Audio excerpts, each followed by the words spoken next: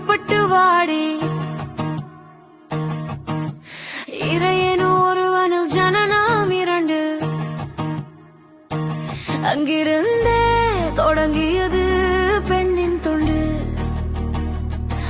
ஆதித்தாய் ஆற்றல் மிகுந்தவளாயிருந்தாள்.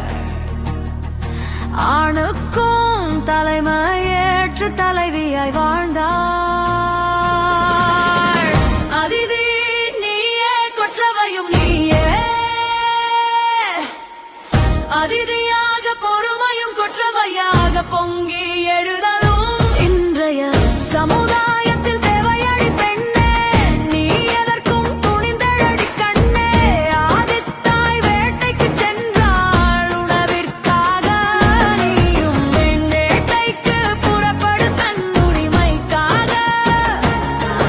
உன் வலிமை கொண்டு ஆணாதிக்கத்தை வென்று வெற்றி மலை சூடி தமிழ் பெண்ணே வாடி.